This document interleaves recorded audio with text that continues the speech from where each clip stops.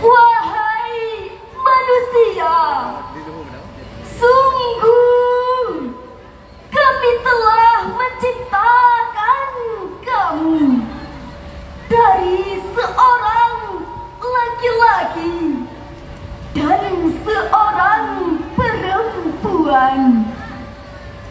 Kemudian kami jadikan kamu berbangsa-bangsa dan bersuku-suku agar kamu saling mengenal. Sesungguhnya yang paling mulia di antara kamu di sisi Allah ialah orang yang paling bertakwa.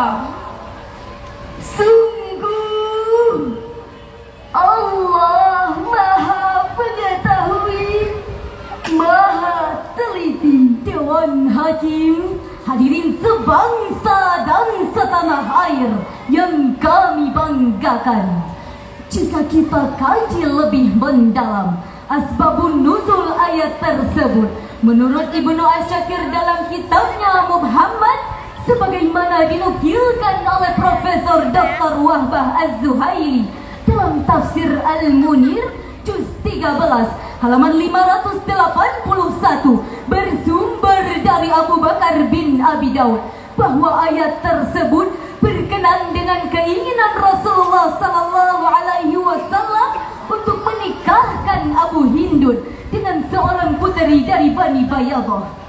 Bani Bayadah dengan sinisnya berkata kepada Rasulullah, "Ya Rasul, pantaskah kami mengawinkan puteri-puteri kami dengan budak-budak kami?" Rasul belum sempat menjawab, hadirin, namun malaikat Jibril datang dan menyampaikan surah Al-Hujurat ayat 13 yang baru saja kita dengarkan bersama, yang pada ayat tersebut terdapat kalimat agar saling mengenal, bukan untuk membanggakan keturunan ataupun kabilahnya. Hadirin, Indonesia adalah negara yang memiliki semboyan Bhinneka Tunggal Ika yang dahulu pernah dijuluki sebagai Heaven Earth karena para pejuang menggunakan Islam sebagai jiwa nasionalisme dalam menumbuhkan dan mengembangkan kebinekaan di negeri ini. Maka jadilah kebinekaan yang ada menjadi Tunggal Ika, indah, harmonis, dan luar biasa. Betul hadirin? Tapi itu kan dulu hadirin. Bagaimana dengan sekarang? Jangankan berbicara tentang makna dan isinya, kalimat Bhinneka Tunggal Ika itu sendiri nyaris tak terdengar lagi. Hadirin, sebuah senandung mengisyaratkan untuk kita. Indonesia bangsa Bhinneka, dari Aceh sampai Papua, banyak suku adat budaya. Inilah negeri yang ku cinta, hormatilah perbedaan, keberagaman bangsa kita, untuk persatuan kita serta kemajuan bangsa kita, serta kemajuan bangsa kita. Hadirin yang berbahagia, betapa indahnya agama Islam mengajarkan kepada umatnya untuk bertoleransi dengan cara berbuat baik dan berlaku adil selama mereka tidak memerangi dan mengganggu kita, sebagaimana landasan firman Allah dalam surah Al-Mumtahanah ayat 8. La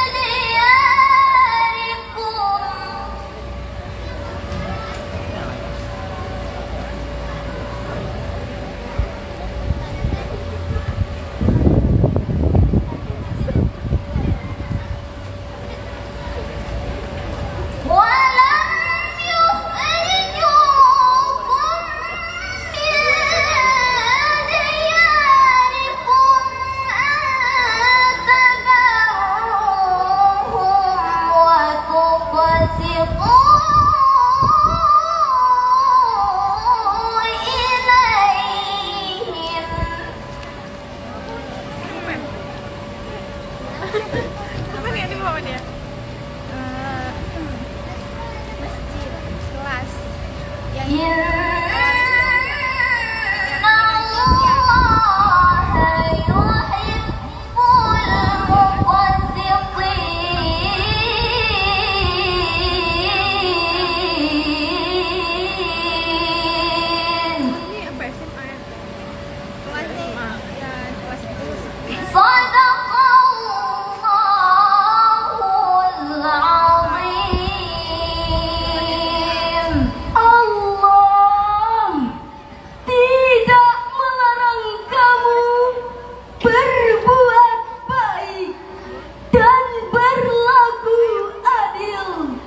terhadap orang-orang yang tidak memerangimu dalam urusan agama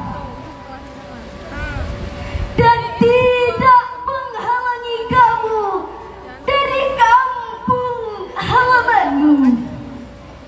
Sesungguhnya Allah mencintai orang-orang yang berlaku adil.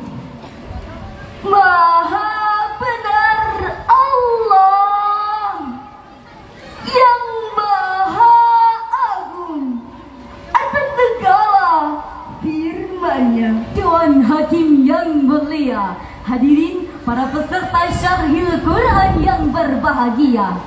Asbabun nuzul ayat tadi menurut Ibnu Katsir dalam Umdat At-Tafsir Al-Hafiz Ibnu Katsir juz 3 halaman 440, beliau menjelaskan dalam riwayat Imam Ahmad bahwa suatu ketika Asma, putri tercinta Abu Bakar As-Siddiq, didatangi oleh ibunya yaitu Qutailah yang saat itu masih kafir, hadirin. Lalu ia pun bertanya kepada Rasulullah Sallallahu Alaihi Wasallam, "Ya Rasulullah, bolehkah saya berbuat baik kepadanya, menerima kehadiran dan pemberiannya?" Rasulullah Sallallahu Alaihi Wasallam menjawab, "Boleh wahai Asma binti Abu Bakar." Maka turunlah ayat ke-8 surah Al-Mumtahanah tadi sebagai penegasan bahwa sikap toleransi dan saling menghargai harus tetap dilakukan bagi pemeluk agama lainnya. Hadirin, keberagaman merupakan sunnatullah yang tidak mungkin berubah dan diingkari. Oleh karena itu, melalui podium ini kami mengajak seluruh anak negeri untuk menjunjung tinggi nilai toleransi sebagai syarat utama dalam membangun negeri ini. Dewan Hakim, hadirin yang kami muliakan, dari syarahan yang dapat kami sampaikan dapat kita ambil kesimpulan bahwa Allah Subhanahu wa Ta'ala telah menakdirkan bangsa Indonesia sebagai bangsa yang majemuk dan beragam dalam hal agama dan adat istiadat. Lalu kita tanamkan bersama jiwa Bhinneka Tunggal Ika dan kita bumikan di seluruh pelosok bangsa. Bila hal ini terwujud, hadirin, maka kita akan hidup di dalam baldatun thayyibatun wa rabbun ghafur. Demikianlah syarahan yang dapat kami sampaikan. Terima kasih atas segala perhatian. Mohon maaf atas segala kekurangan. Wabillahi taufiq wal hidayah. Wassalamu alaikum warahmatullahi wabarakatuh.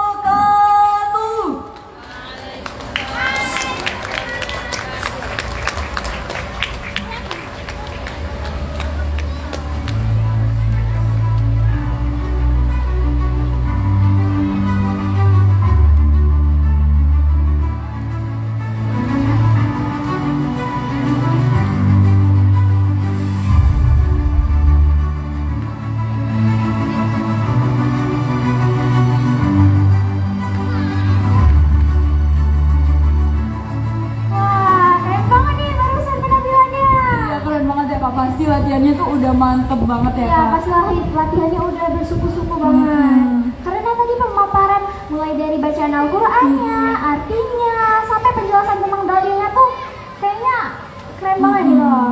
Terus lantunan ayat suci Al-Qur'annya bikin adem banget ya Kak. Kita udah pakai baju sama jilbab dari Mibras makin adem ya. Iya benar banget. Dan apalagi tadi suaranya merdu banget. Iya benar banget.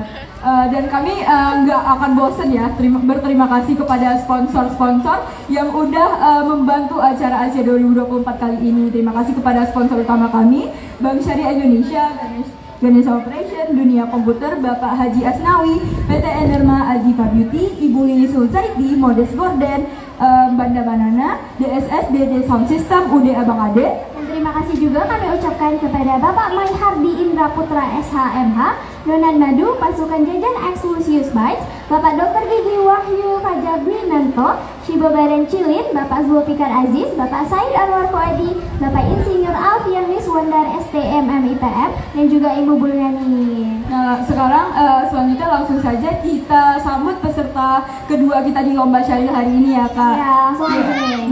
Ini datang dari MA Samudra Pasai Madani Kak. Wah, mana nih pendukung MA Samudra Pasai Madani? Tepuk tangan. Langsung saja kita sambut Putri Juliana Sari, Ammar Zaki, dan M. Afdal Al-Hafid. Waktu dan tempat kami persilahkan. Mohon bersiap-siap untuk peserta nomor urut 3. Terima kasih.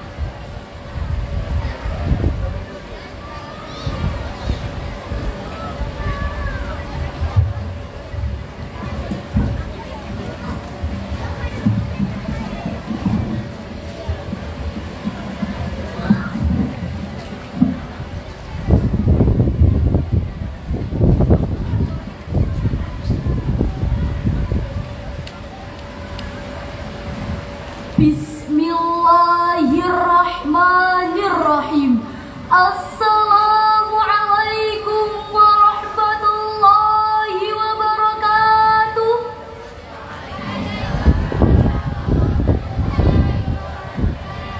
Alhamdulillahilladzi ja'alal Islam aqidah wa ja'ala Indonesia daulatan mustaqillatan bi arsitah.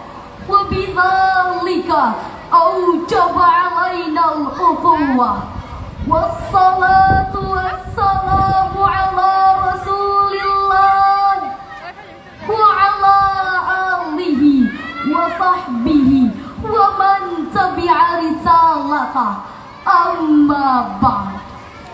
Bumi Pertiwi, negeri yang besar, negeri beragama juga beradat. Dewan Hakim dan hadirin hari ini, apa kabar? Apakah semuanya sehat? Alhamdulillahirabbil alamin. Indonesia merupakan negara kesatuan dengan penuh keberagaman, terdiri dari keberagaman suku, bangsa, dan agama. Di satu sisi hadirin, keberagaman ini menjadikan negara Indonesia sebagai negara yang unik dan juga menarik.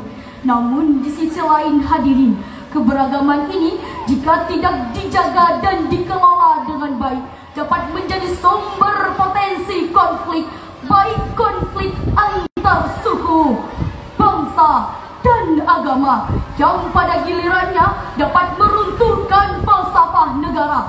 Bhinneka Tunggal Ika, berbeda-beda tetapi tetap satu jua. Bahkan hadirin, dengan adanya keberagaman ini dapat menjadi target dan sasaran bagi pihak-pihak yang tidak menginginkan negara Indonesia menjadi negara yang kuat, hebat, dan bermartabat, dengan memicu sumber-sumber potensi konflik, terutama konflik antar agama yang sangat berbahaya bagi tegaknya pilar-pilar persatuan dan kesatuan bangsa. bangsa, kita sebagai umat Islam Indonesia, penduduk mayoritas negeri ini, kitalah yang harus mengerti dan memahami konsep-konsep keberagaman dan toleransi dalam perspektif Islam, agar kita nantinya dapat menjadi garda terdepan untuk menuju Indonesia maju dan jaya. Atas dasar inilah hadirin, maka tergugah hati kami ingin menyampaikan sebuah syarahan yang berjudul Merawat Kerukunan Umat Beragama dalam Bingkai Kebinekaan. Sebagai landasan yang pertama, marilah bersama-sama kita dengarkan firman Allah di dalam Al-Quran, Surah Al-Hujurat ayat 13. أعوذ بالله من الشيطان الرجيم.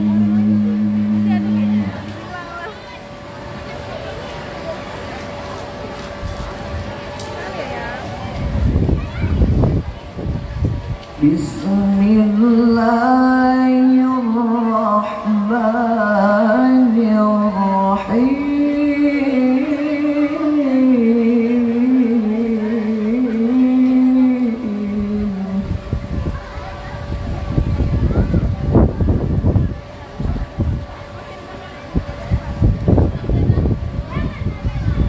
يا أيها الناس إنا خلقناكم من ذكر وأنثى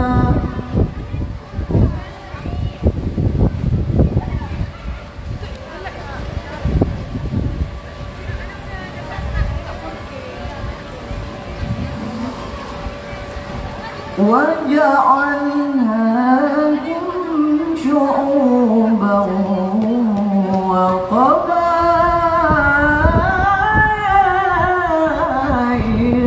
لتعارفوا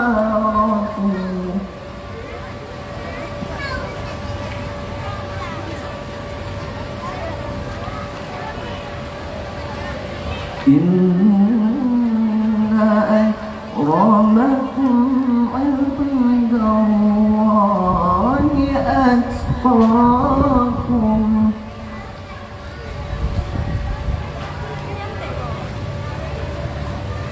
إن الله عليم خبير.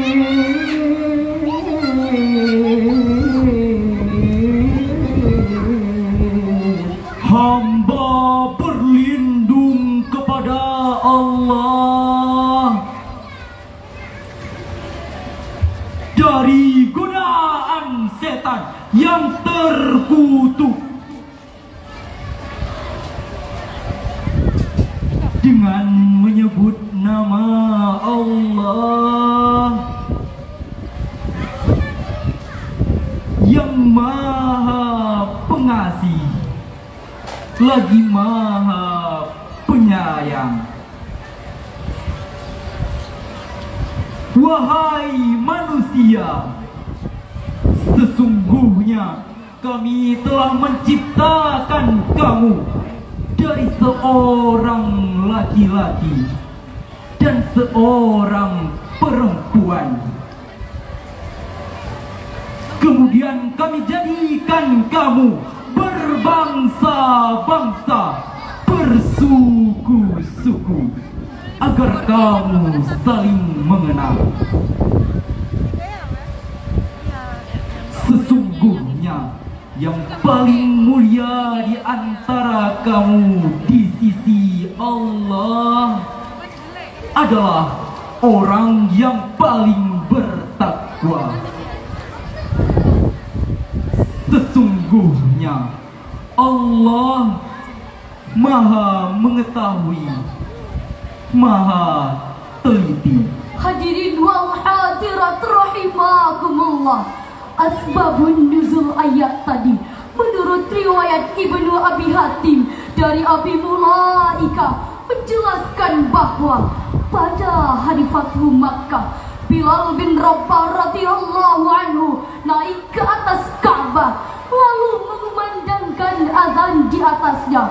Sebagian para sahabat protes lalu berkata, mengapa budak hitam legam ini yang mengumandangkan azan di atas Ka'bah? Lalu turunlah ayat tadi. Kemudian Rasulullah SAW memanggil mereka dengan tegas untuk tidak sekali-kali membangga-banggakan keturunan dan menghina kaum yang fakir. Demikianlah penafsiran dari Profesor Dr. Wahbah Az-Zuhaili dalam Tafsir Munir jilid 13 halaman 581. Profesor Dr. Quraisy Shihab dalam tafsirnya Al-Misbah volume 12 halaman 616 juga menukilkan sebab turunnya riwayat ayat tadi. Kemudian beliau berkata, Allah menciptakan kalian seperti itu, artinya secara beragam, terdiri dari suku, bangsa yang berbeda-beda dengan tujuan lita'arafu, ay khalaqnakum kadzalikal ya'rifa ba'dakum ba'dha, yakni Allah menciptakan kalian seperti itu, artinya secara beragam, agar sebagian dari kalian mengenal sebagian yang lainnya.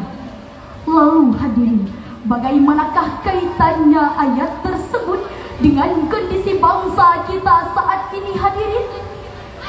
Alhamdulillah, kita patut bersyukur karena masih banyak masyarakat Indonesia yang mampu mengutamakan persatuan dan kesatuan bangsa.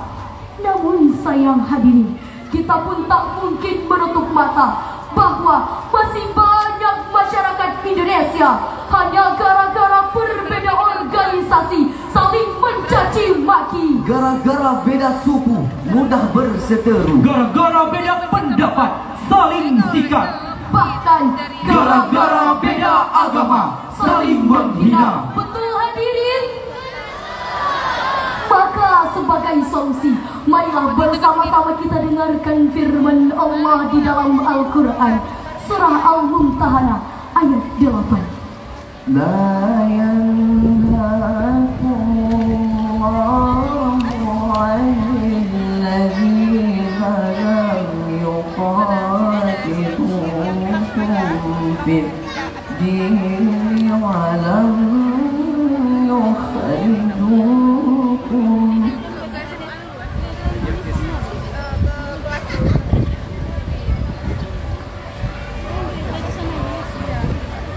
walam yukhrijukum min diyarikum an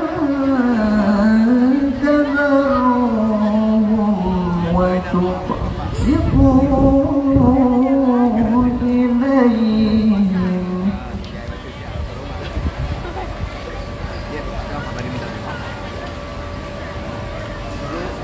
Inna Allah yuhibbul muqsitin.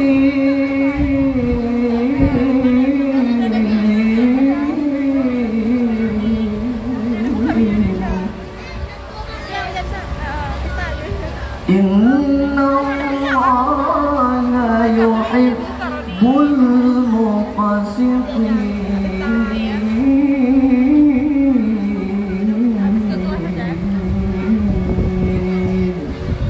Sadaqallahul azim.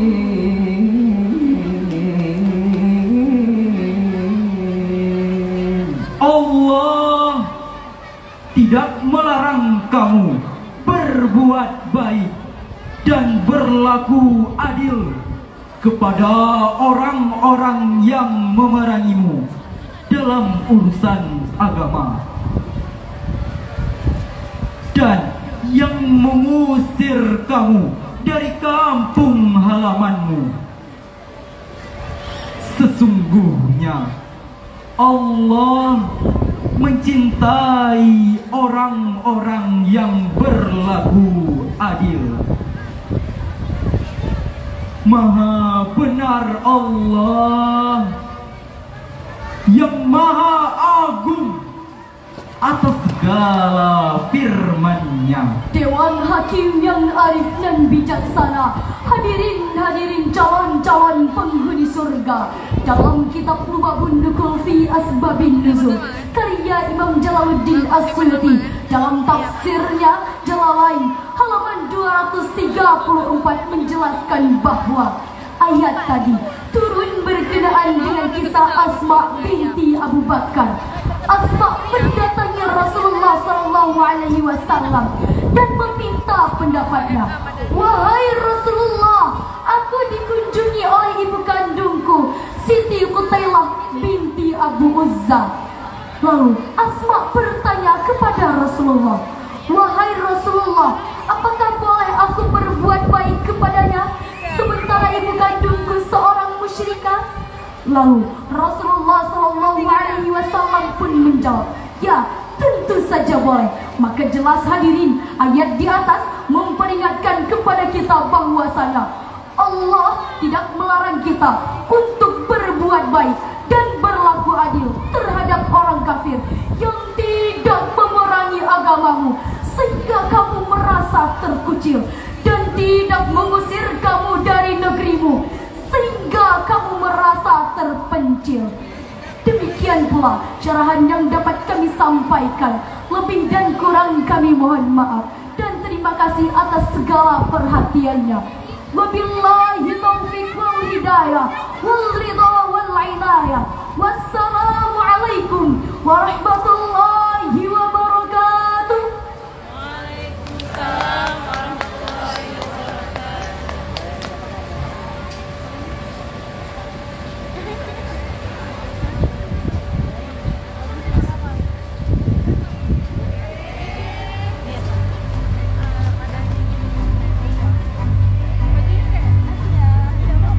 Terima kasih kami ucapkan kepada Putri Juliana Sari Amar Zaki dan N. Afdal Al-Hafiz dari NA Samudra Pasar. Selanjutnya kami panggilkan peserta nomor urut 3 atas nama Agnia Al-Tafidisa Gania Asyakirah dan juga Anaisa Zikra. Waktu dan tempat kami persilakan. Bersiap-siap pada At-Tabari dalam tafsirnya Jami'ul Bayan fi Ta'wilil Quran juz 7 halaman 19, beliau mengatakan bahwa ayat ini hanya ditujukan kepada orang tua yang telah lanjut usia, sakit-sakitan, serta memiliki tanda-tanda kematian. Sedangkan menurut Muhammad Said Tantowi dalam tafsirnya Al-Wasit, ayat ini merupakan peringatan kepada semua orang agar merasa khawatir, cemas dan takut untuk meninggalkan generasi yang lemah. Lebih lanjutnya hadirin, menurut pakar tafsir Indonesia berdarah Arab Profesor Dr. Muhammad Quraisyihab, kata dhi'afan bermakna lemah harta. Namun hadirin, jika kita kaji lebih mendalam, bukankah karena lemah ekonomi, lemah harta, anak-anak, remaja dan generasi muda tidak berpendidikan, akhirnya lahirlah kebodohan, keterbelakangan, tidak paham agama. Lebih tragisnya hadirin, anak-anak tidak mengenal Al-Quran. Betul hadirin, betul. Mari kita saksikan data statistik tahun 2022. Indonesia merupakan negara yang mayoritasnya muslim dan identik dengan keislamannya.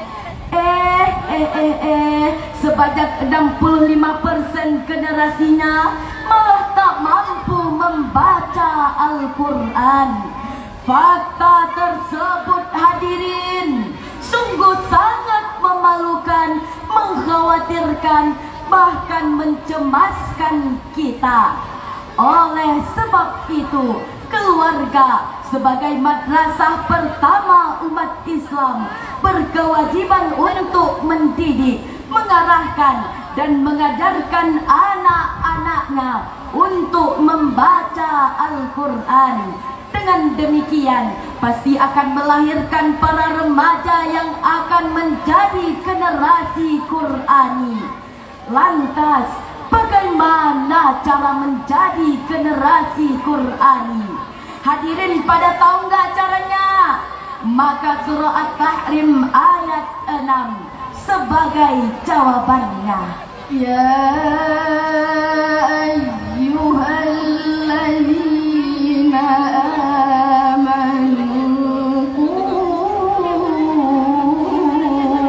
anfusakum wa ahlikum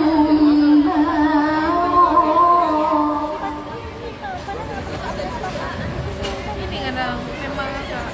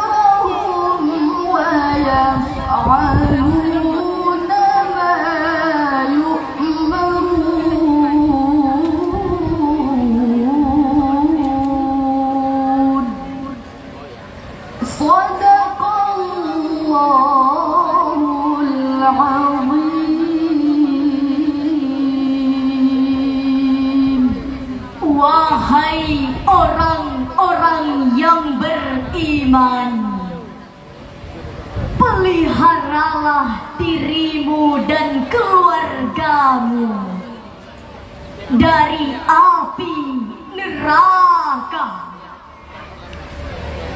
yang bahan bakarnya adalah manusia dan batu. Penjaganya malaikat-malaikat yang kasar dan keras, yang tidak mendurhakai Allah terhadap apa yang diperintahkannya kepada mereka, dan selalu mengerjakan apa yang diperintahkan. Maha benar Allah yang maha agung atas segala firman-Nya. Hadirin, oh hadirin, alhamdulillah, Imam Ali As-Sabuni dalam tafsirnya Anwarut Tanzil wa Asrarut Ta'wil jilid kelima halaman 225, beliau mengatakan bahwa Allah Subhanahu wa Ta'ala telah memerintahkan kepada setiap kepala keluarga agar selalu mengerjakan ketaatan dan meninggalkan kemungkaran, kemudian menasehati dan mengajarkan istrinya hal tersebut sehingga ia mampu membina dan mendidik anak-anaknya. Dengan demikian, ayat yang baru saja kita dengar bersama tadi menjadi landasan filosofis bagi setiap orang tua dalam mendidik, mengarahkan dan mengajarkan anak-anaknya. Oleh sebab itu, Dr. Asli Al-Muntaqa dalam tafsirnya Kaifa Nusa'idul Abna ala Qiyamihimul Khuluqiyah mengatakan, anak-anak memang butuh materi, anak-anak juga butuh tarbiyah jasmaniah, kan tetapi anak-anak jauh lebih membutuhkan tarbiyah Islamiyah, Rabbaniyah dan Qur'aniyah. Hadirin yang berbahagia, dari syarahan yang telah kami sampaikan dapatlah kita ambil kesimpulan bahwa keluarga merupakan benteng utama umat Islam. Jika kita mendambakan generasi yang taat, umat yang hebat, bangsa yang kuat, maka marilah kita ciptakan keluarga yang sakinah, yang menjadikan Al-Quran sebagai manhaj, pedoman dan jalan kehidupan. Hanya ini yang dapat kami sampaikan. Kami akhiri dengan sebuah senandung. Keluarga sakinah dambaan kita, jauh dari prahara malapetaka. Al-Quranlah lampu penerang lentera.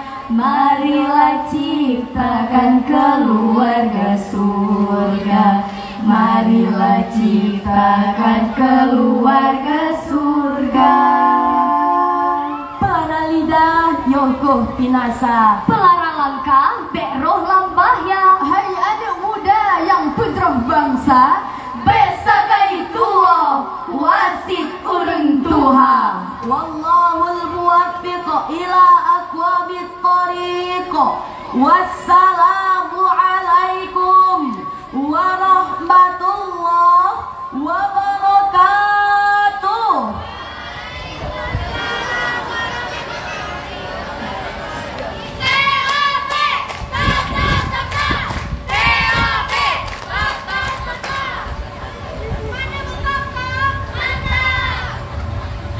Terima kasih kami ucapkan kepada Ulia Farlasa Zayan, Indriya Nashwa Ariska dan Jihan Nashwa dari MA Ulumul Quran.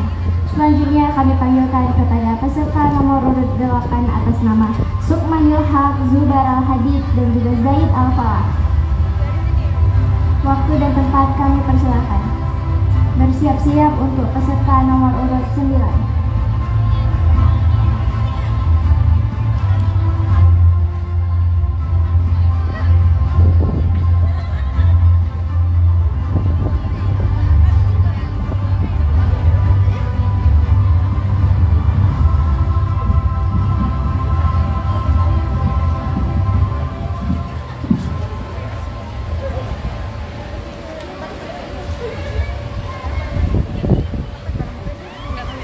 Bismillahirrahmanirrahim.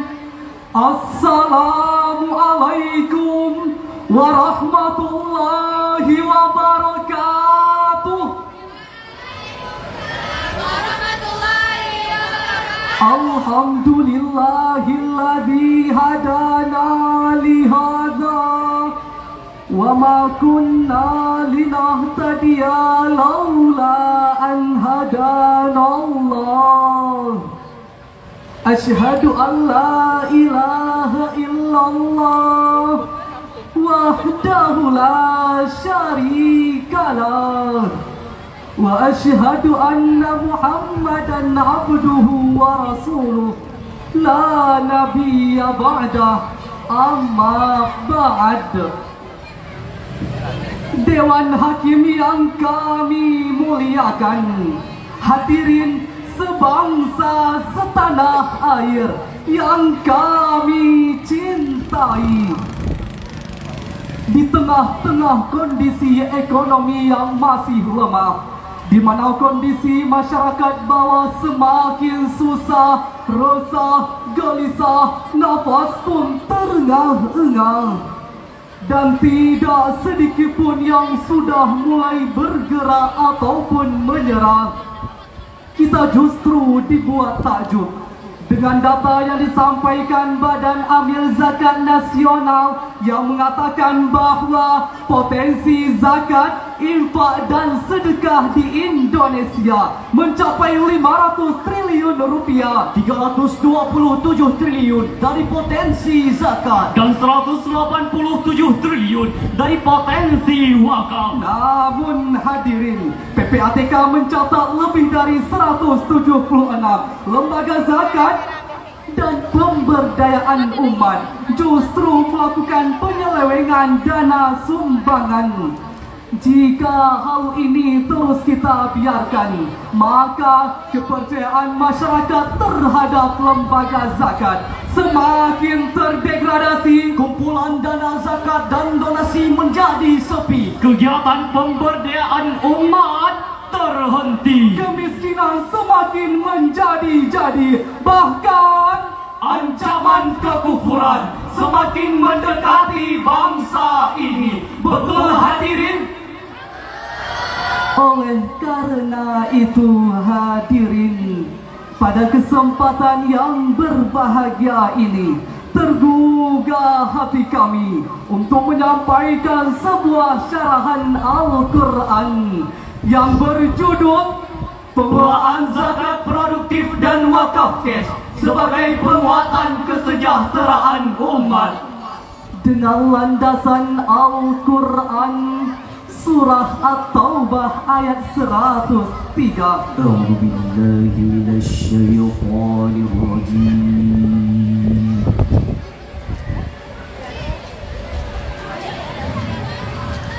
Bismillahirrahmanirrahim.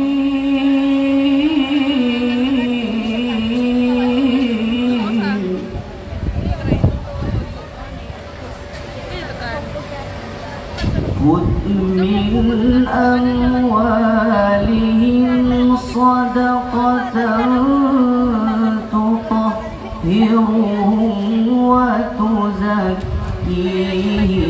بها وصل عليهم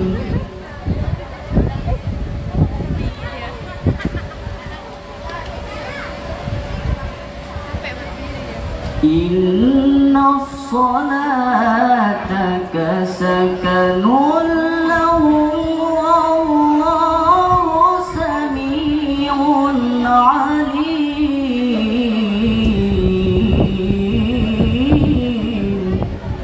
Aku berlindung kepada Allah dari godaan setan yang terkutuk dengan menyebut nama Allah yang Maha Pengasih, Maha Penyayang. Ambillah zakat dari harta mereka guna membersihkan dan menyucikan mereka, dan doakanlah mereka, karena sesungguhnya doamu itu menenteramkan jiwa bagi mereka. Allah Maha mendengar, Maha mengetahui. Dewan Hakim yang mulia, hadirin yang berbahagia, asbabun nuzul ayat tadi berkenaan dengan permohonan Abu Lubabah beserta dengan kedua sahabatnya yang mendatangi Rasulullah sallallahu alaihi wasallam untuk memohonkan ampunan dari segala dosa dan kesalahan dengan menyumbangkan harta mereka. Namun ketika itu Rasulullah sallallahu alaihi wasallam menolaknya lalu mengatakan, Ma umirtu an ahada min amwalikum syai'a. Aku tidak diperintahkan untuk mengambil harta kalian. Kemudian Allah subhanahu wa ta'ala menurunkan ayat tadi. Demikian penjelasan Ibnu Jarir At-Tabari dalam kitabnya Sirut Tabari Jami'u Bayani An-Ta'wilil Quran jilid ke-11 halaman 659 baris kelima bagian bawah. Melalui ayat ini Allah subhanahu wa ta'ala mengisyaratkan pentingnya pengelolaan zakat secara profesional dan optimal untuk mewujudkan kesejahteraan umat yang seluas-luasnya. Hal ini hadirin sebagaimana dalam lagu Umi Elvi Sukaisi yang berjudul Pecah Seribu yang telah kami ubah liriknya. Ayo zakat, wakaf zakat, berwakaf berzakat, wakaf zakat, wakaf zakat. Ayo zakat,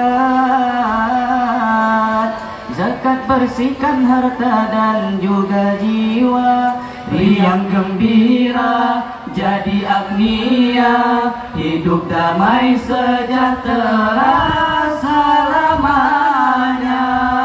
Setuju hadirin? Alhamdulillah hadirin, upaya pemberdayaan masyarakat sudah banyak diupayakan untuk mewujudkan kesejahteraan. Namun sayang, seribu sayang, fakta di lapangan menunjukkan bahwa angka kemiskinan terus melambung tinggi, kelaparan masih menghantui, gelandangan dan pengemis semakin banyak kita temui. Bahkan hadirin, banyak bayi-bayi yang mati karena kekurangan gizi. Dan hadirin, kemiskinan menimbulkan frustasi hingga berujung bunuh diri. Wahai sang penguasa dan orang-orang kaya, tidakkah engkau melihat begitu banyak derita, banyak orang-orang miskin yang merintihkan air mata. Ya Habib, mereka mencari, merasakan hidup yang semakin sulit, sedangkan perutmu buncit dan berduit. Kemudian timbul pertanyaan, bagaimana zakat diyakini sebagai solusi pengentasan dari kemiskinan? Sebagai jawabannya, mari kita renungkan firman Allah dalam Al-Quran surah At-Taubah ayat 60. Innamas sadaqatu lil fuqara'i wal masakin wal 'amilina 'alaiha wal 'amilina 'alaiha wal mu'allafati qulubuhum wa fir riqab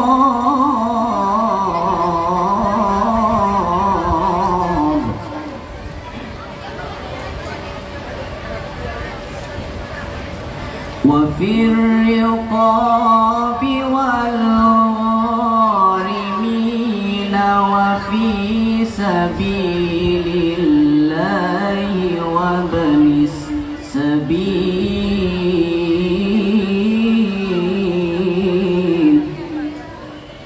fariidatan minallahi wallahu alimun hakim.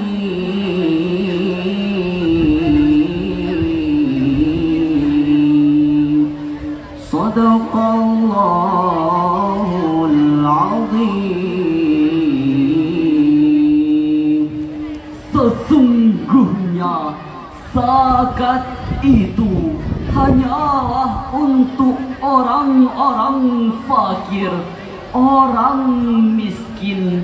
Amil zakat yang dilunakkan hatinya untuk memerdekakan hamba sahaya, untuk membebaskan orang yang berhutang, untuk jalan Allah, dan untuk orang yang sedang dalam perjalanan sebagai kewajiban dari Allah.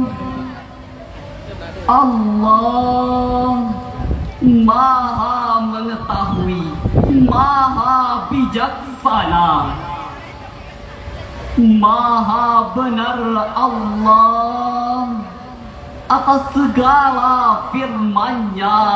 Dalam ayat tadi, Allah Subhanahu wa Ta'ala mengawali ayat tersebut dengan lafaz innama. Dalam perspektif ilmu ma'ani, lafaz innama merupakan batasan, yaitu mengkhususkan sesuatu dengan cara tertentu melalui inovasi di bidang keuangan dan investasi sosial. Dalam mewujudkan zakat dan wakaf produktif adalah program pengelolaan wakaf cash, sebuah program pemanfaatan dana wakaf melalui zakat. Melalui inovasi ini hadirin, setidaknya ada dampak positif yang bisa dirasakan. Di antaranya terwujudnya stabilitas keuangan nasional dan pertumbuhan ekonomi sosial yang bermanfaat untuk kesejahteraan.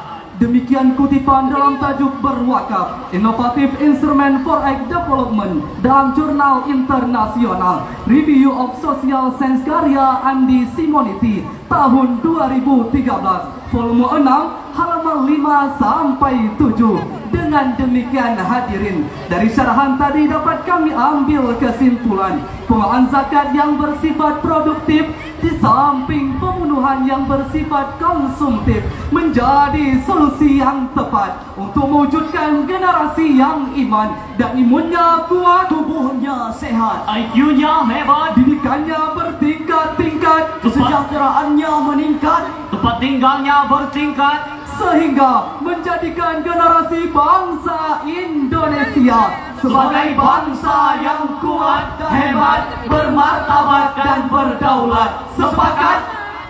Demikianlah yang dapat kami sampaikan. Kami akhiri dengan sebuah pantun. Ingin jaya indah memikat, mampir ke Alfitian Asia, jangan sampai lewat. Mari gemar berwakaf dan berzakat demi Indonesia, menjadikan generasi bangsa yang kuat dan hebat. Wabillahi taufik wal hidayah. Wassalamualaikum warahmatullahi wabarakatuh.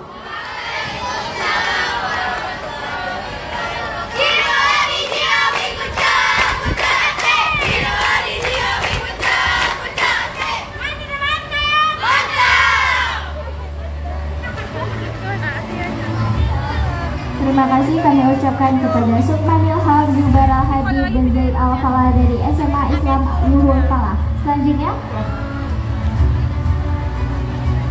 kami beritahukan kepada peserta syarhi untuk dapat mengumpulkan teksnya di meja registrasi di depan panggung sebelah kanan. Terima kasih.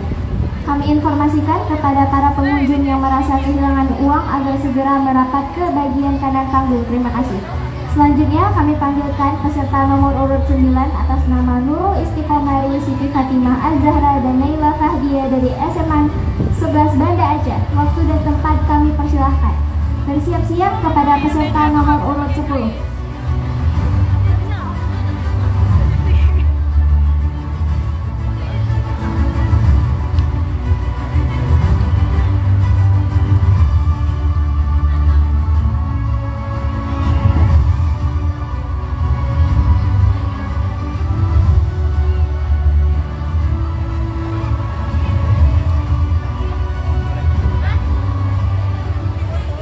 Bismillahirrahmanirrahim.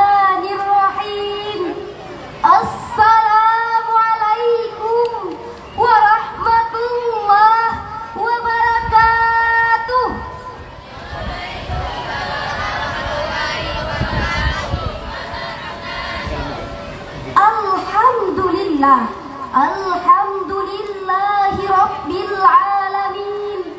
Nasta'inuhu wa nastaghfiruhu wa na'udzu bihi min syururi anfusina wa min sayyiati a'malina. May yahdillah fala mudhillalah wa may yudlilhu fala hadiyalah. Asyhadu an la ilaha illallah wa asyhadu anna Muhammadan abduhu wa rasuluh la nabiyya ba'da. Dewan Hakim yang arif dan bijaksana, hadirin sebangsa dan setanah air yang kami banggakan. Dalam dunia yang demikian luas, dengan jarak antar negara yang amat berjauhan, tidaklah menjadi penghalang bagi kita untuk mengetahui apa yang sedang terjadi di belahan negara lain. Mengapa demikian hadirin? Karena tersedianya alat elektronik digital saat ini yang mempercepat arus informasi dalam hitungan detik. Tapi hadirin, perlu kita catat bahwa kecanggihan alat komunikasi itu bisa membawa dampak positif di samping dampak negatif. Contoh yang paling aktual adalah realitas hoax melalui media sosial yang memancing konflik di antara kita. Oleh karena itu, pada kesempatan yang penuh dengan ukhuwah ini, berkenankan kami untuk membawakan syarahan Al-Quran dengan judul Pandangan Al-Quran terhadap Realitas Hoax. Sebagaimana firman Allah dalam Al-Quran surah An-Nur ayat 15 yang akan dilantunkan oleh qari'ah kami berikut ini.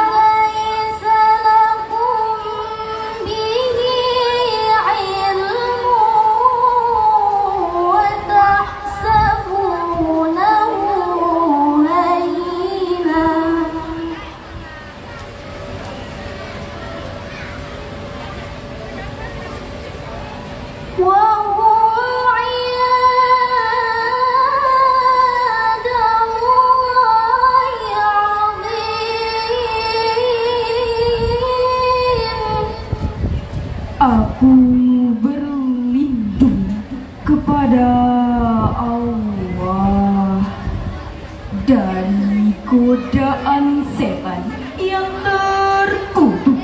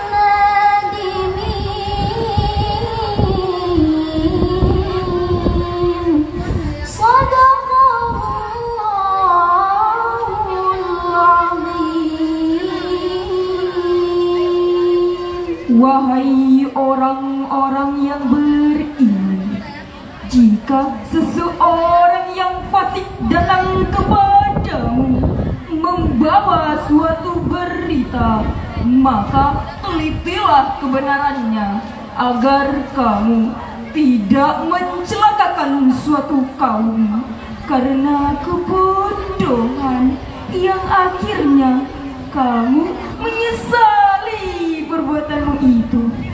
Maha benar Allah dengan segala firman-Nya. Ma'asyiral muslimin wal muslimat, calon penghuni syurga. Profesor Dr. Muhammad Quraisy Shihab dalam tafsirnya Al-Misbah jilid 12 halaman 587 sampai dengan 590 menjelaskan bahwa lafaz naba yang berarti berita yang penting, sedangkan lafaz khabara yang berarti kabar secara umum, baik penting maupun tidak. Ayat ini membawa pesan bagi kita akan pentingnya memilih informasi yang kita dapat dan memilah informasi yang dapat kita percayai. Sedangkan hadirin, menurut ilmu makni, ayat ini merupakan jumlah insya'iyah yang mengandung sebuah instruksi. Sedangkan asbabun nuzul ayat ini sebagaimana yang diriwayatkan oleh Imam At-Tabarani yang bersumber dari Jabir bin Abdullah ala Ummah bin Ummu Salamah berkenaan dengan kebohongan yang disampaikan oleh Al-Walid kepada Rasulullah SAW. Ketika Rasulullah hampir terprovokasi dalam melakukan tindakan instruksi, maka turunlah teguran, in ja'akum fasiqun binaba'in fatabayyanu. Jika seseorang yang fasik datang kepadamu membawa suatu berita, maka telitilah kebenarannya. Hadirin yang berbahagia, pada kesempatan kali ini kami akan membawakan sebuah kasidah. Wahai kaum pemuda, tunjukkanlah sikap dan tanggung jawabmu pada agama, bangsa dan jaya. Pada agama, bangsa dan jaya, sebagai nama baktimu kepadanya, sebagai nama baktimu kepadanya. Hadirin sekalian, dari syarahan kami tadi dapat kita tarik kesimpulan bahwa pengguna media sosial mulai mengabaikan nilai-nilai moral dan etika. Iman dan takwa menjadi kunci kesuksesan dalam membentengi diri di era digital ini dan menyuruh manusia untuk berbuat yang baik kepada yang ma'ruf dan mencegah kepada yang mungkar. Itulah kunci keselamatan dunia dan akhirat.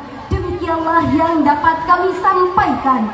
Putih-putih bunga melati, harum wangi di pagi hari. Syarhil kami cuma sampai di sini. Jika rindu harap hubungi. Assalamualaikum warahmatullahi wabarakatuh.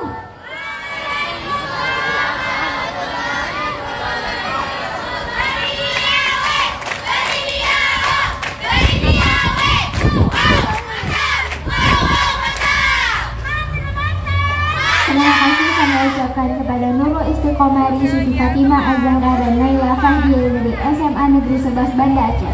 Selanjutnya kami panggilkan kepada peserta nomor urut 10 atas nama Azkia Nur Izzati Nashwa Halimatul Ula dan Rumaisyah. Tempat dan panggung kami persilahkan. Kami ingatkan kepada peserta nomor 11 agar segera merapat ke samping kanan panggung. Terima kasih.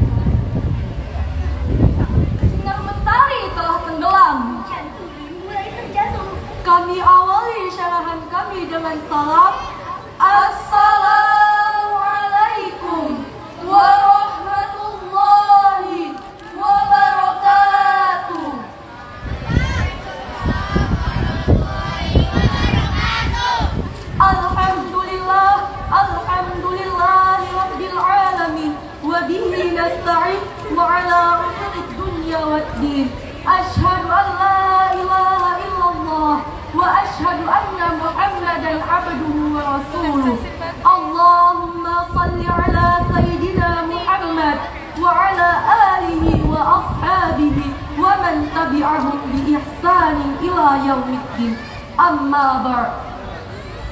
Pertama-tama dan yang paling utama sebelum yang kedua, marilah kita panjatkan puji syukur kita kepada Allah Subhanahu wa Ta'ala, yang mana tanpanya kita pun tak dapat berkumpul di tempat yang berbahagia ini. Tak lupa pula salawat beriringkan salam kita sanjung sajikan ke pangkuan Nabi besar kita Muhammad sallallahu alaihi wasallam, yang telah membawa kita dari masa jahiliyah ke masa yang Islamiyah, dari masa yang tidak berilmu pengetahuan ke masa yang penuh dengan ilmu pengetahuan. Dewan Hakim yang arif dan bijaksana, hadirin yang dirahmati Allah, Albert Einstein, ilmuwan terbesar pada abad ke-20, menyatakan, Religion without science is lame, and science without religion is blind. Agama tanpa ilmu pengetahuan tidaklah. Agama tanpa ilmu pengetahuan adalah pincang, dan ilmu pengetahuan tanpa agama adalah buta. Kalimat ini menunjukkan bahwa agama tidak hanya mendorong studi ilmiah, tetapi juga menjadikan riset ilmiah yang konklusif dan tepat guna, karena didukung oleh kebenaran yang diungkapkan melalui agama. Alasannya adalah karena agama merupakan sumber tunggal yang menjadikan jawaban pasti dan tepat.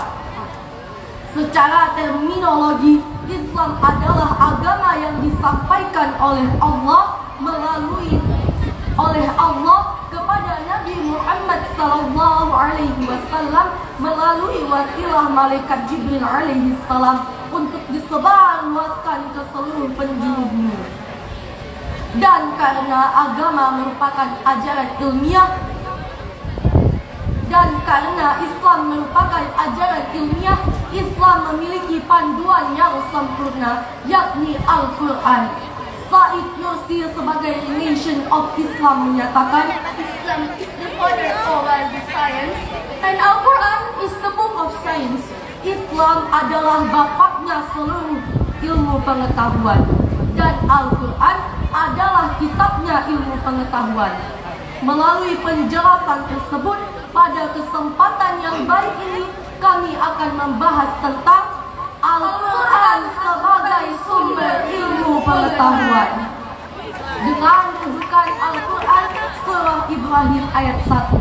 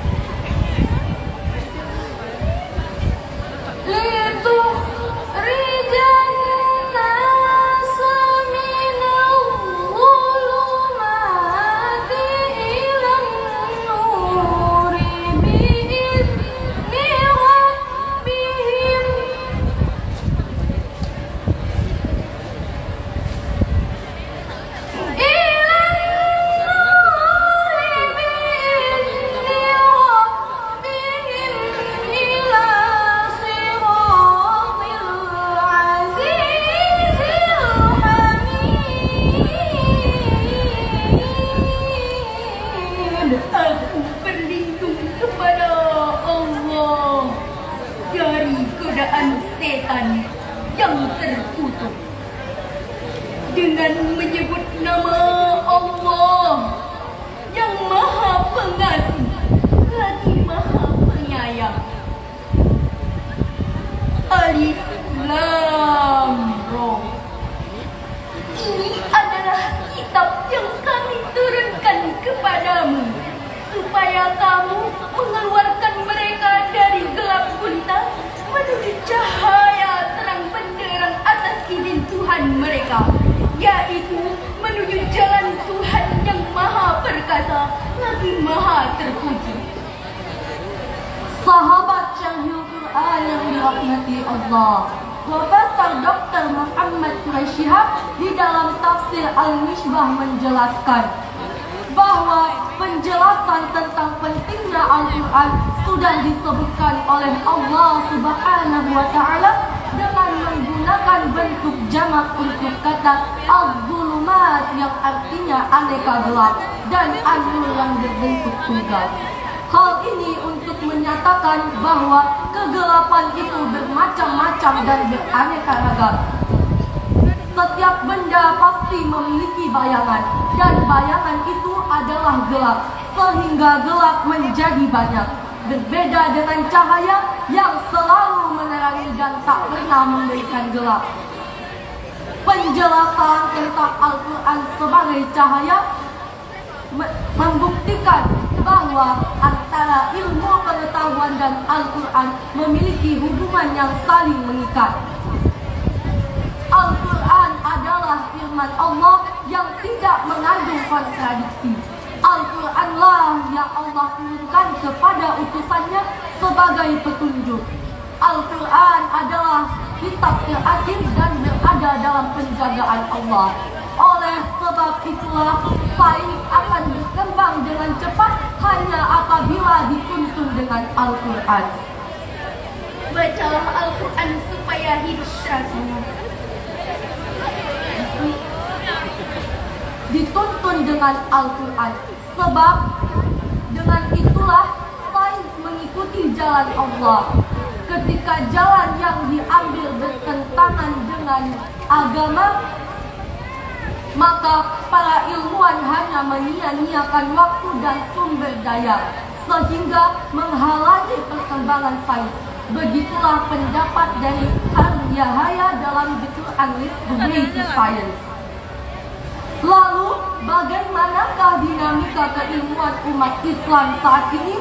Data Badan Penelitian Internasional menyebutkan Israel yang notabene Yahudi dalam 1 juta penduduk memiliki 1.600 pakar pengetahuan. Amerika yang notabene Nasrani dalam 1 juta penduduk memiliki 160 pakar pengetahuan. Sedangkan Indonesia yang notabene mayoritas Islam terbesar di dunia dalam 1 juta penduduk hanya memiliki 65 pakar yang muslimnya hanya 6 orang. Sangat disayangkan bukan? Padahal 14 abad yang lalu kita sudah diperintahkan untuk membaca dan menggali ilmu pengetahuan. Bacalah Al-Quran supaya hidup teratur, bacalah alam supaya lahir karya-karya luhur, dan bacalah diri kita agar hidup tidak takabur. Sebab membaca dalam Islam harus diiringi dan diimbangi dengan Bismi rabbikal ladzi khalaq, dengan menyebut nama Tuhanmu yang menciptakan. Tetapi untuk memahami lebih jelas dan benar terhadap firman-firman Allah di dalam Al-Quran, yang harus dilakukan adalah memahami Al-Quran secara tekstual, yakni memahami Al-Quran secara kebahasaan, dan bahasa di dalam Al-Quran adalah bahasa Arab.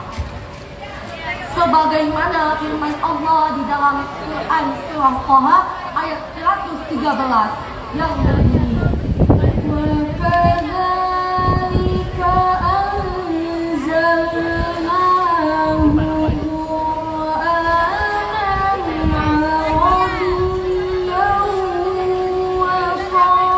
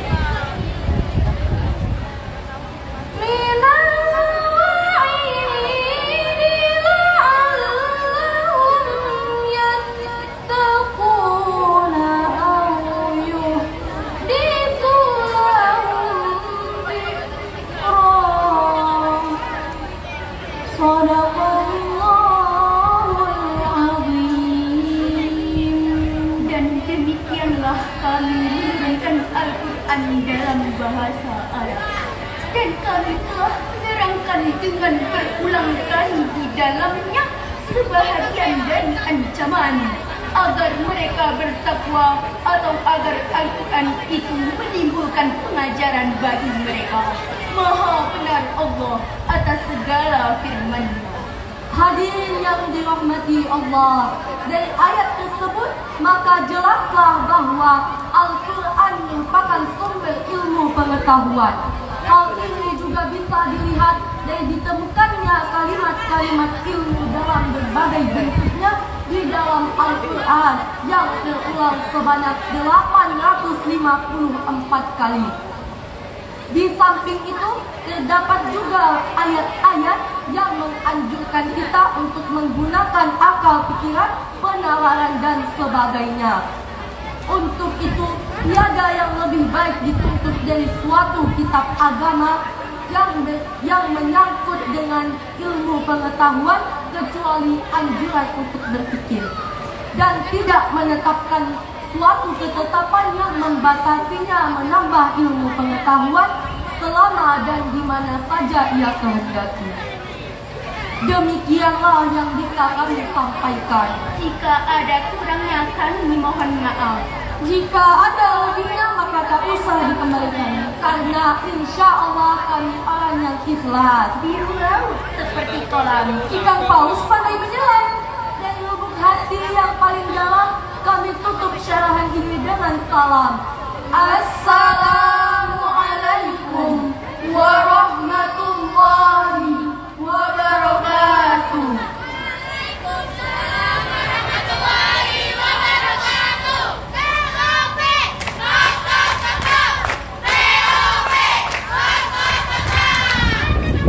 Terima kasih kami ucapkan kepada Azkia Nur Izzati Naswa Halimatul Ula dan Rumaisya dari SMA IT Nurul Fikri Boarding School Aceh. Selanjutnya kami panggilkan kepada peserta nomor urut 11 atas nama Cipta Radisa, Hansa Maulani, Restika Dibahimul Raka. Waktu dan tempat kami persilakan. Bersiap-siap kepada peserta nomor urut 12.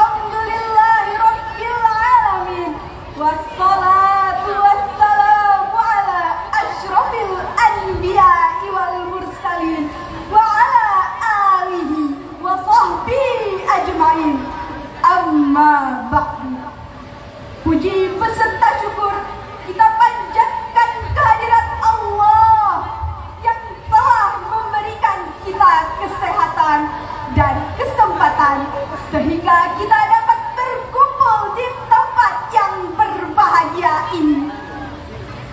Tak lupa pula salawat beriringan salam kepada pemuda dari Padang Sahara yang telah menegakkan kalimat La ilaha illallah Muhammadar Rasulullah, yang dimana beliau telah membawa kita dari zaman jahiliyah ke zaman Islamiyah, Dari zaman minum air zam-zam ke zaman minum air teh botol, dari zaman naik unta ke zaman naik Vespa, yaitu King of the King Muhammad sallallahu alaihi wasallam.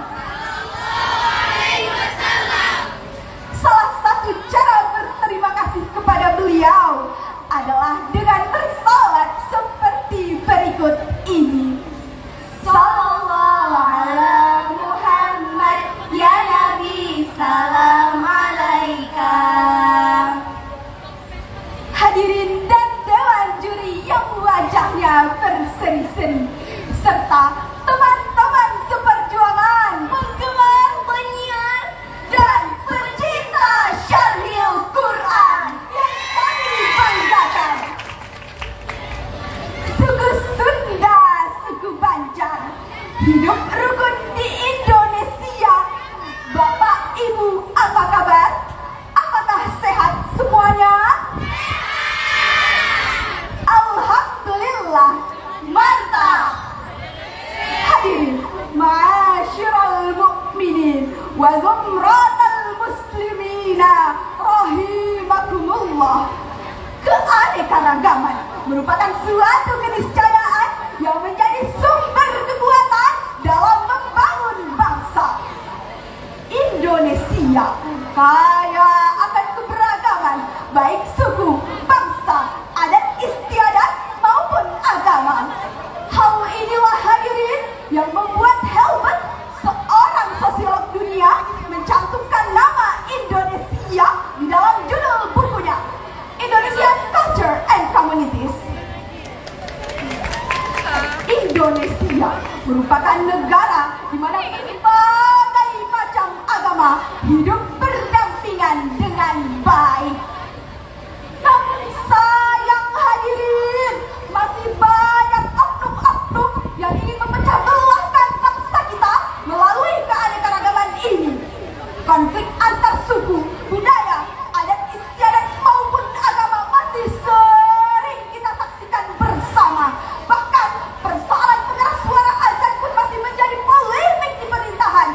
Betul hadirin? Hadirin, lalu apa fungsi dan solusi dari persoalan tersebut? Sebagai jawabannya, izinkanlah kami menyampaikan syarah Al-Quran dengan judul Keragaman sebagai Tonggak Pemersatu Bangsa,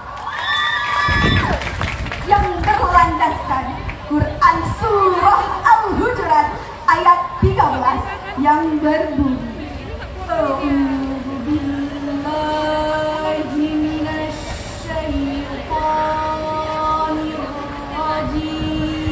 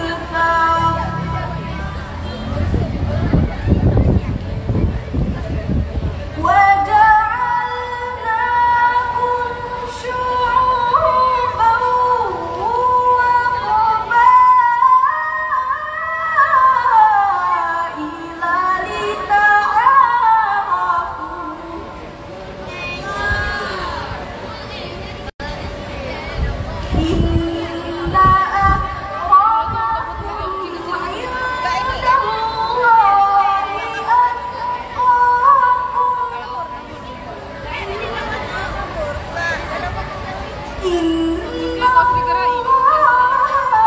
alimun khabir. Aku berlindung kepada Allah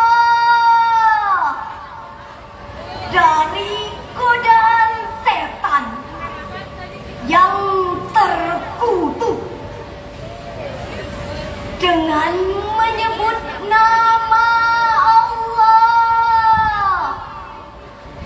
yang Maha Pengasih, Maha Penyayang.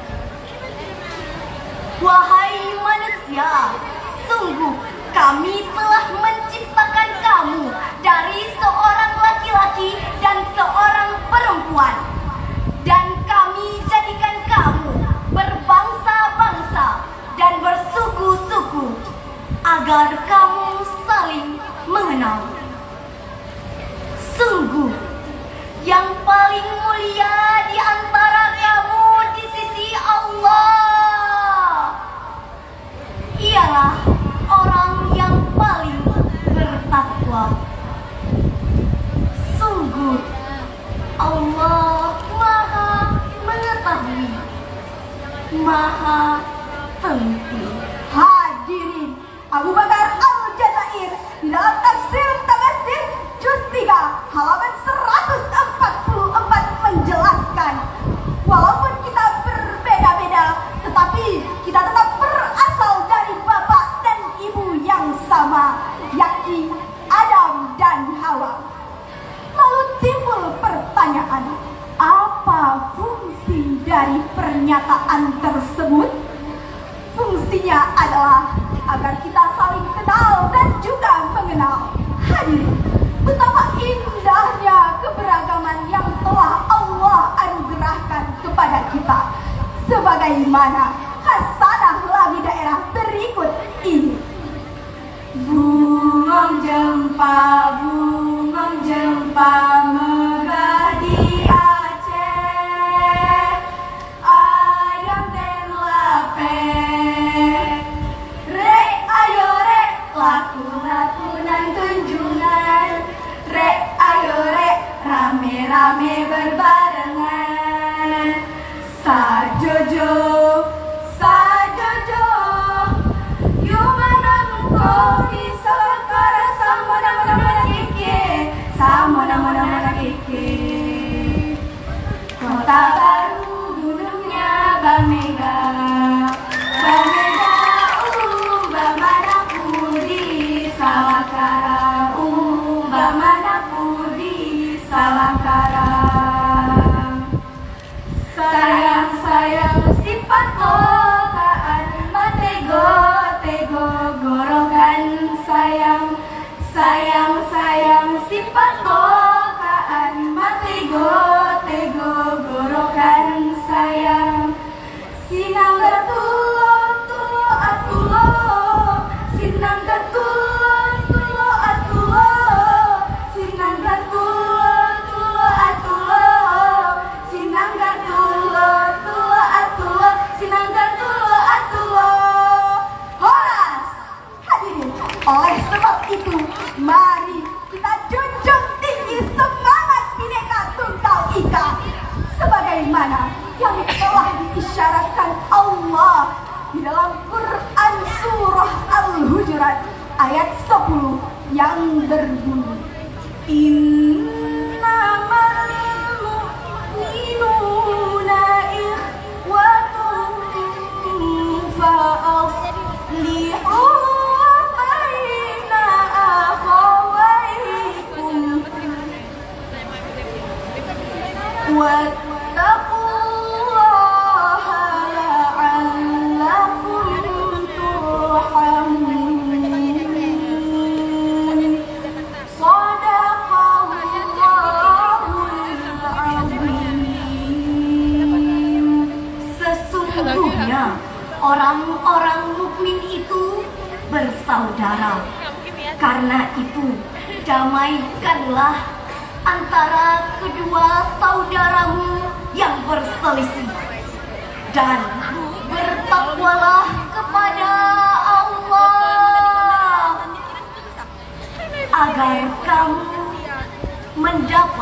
rahmat. Maha benar Allah dengan segala firman-Nya. Hadirin para calon penghuni surga, Imam Ali As-Sabuni di dalam Sofwat At-Tafasir jilid 3 halaman 226 menjelaskan, langkah pertama untuk menegakkan kebersamaan dan kerukunan di negara Indonesia tercinta ini adalah dengan merawat keberagaman sebagai tonggak pemersatu bangsa. Oleh sebab itu, meskipun kita berbeda-beda agama, tidak boleh saling merendahkan, apalagi yang satu akidah tidak boleh saling menghina, memfitnah, mengadu domba, apalagi sampai menumpahkan darah. Hadirin, ma'asyiral muslimina rahimakumullah, dapatlah kita tarik kesimpulan bahwa keberagaman merupakan suatu hal yang penting yang harus kita jaga dan patut kita syukuri.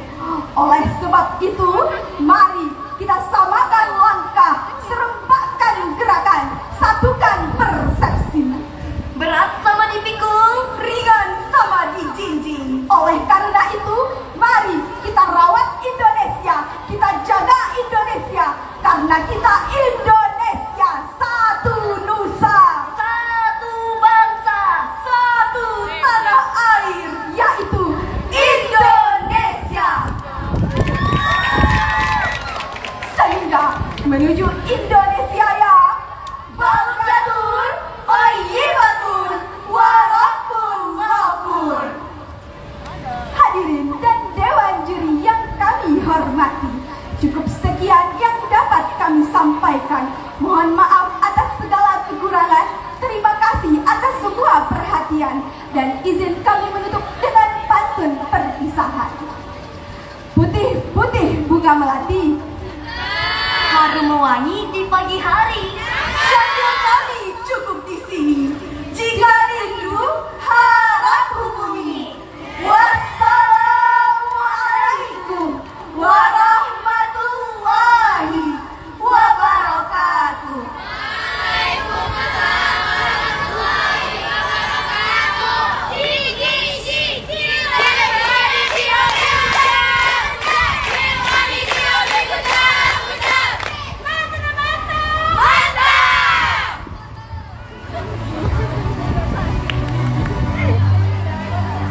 Terima kasih kami ucapkan kepada Cut Faradisa, Khalisa Maulani, Sallim ala Sayyidina Muhammadin wa ala alihi wa sahbihi wa man wala.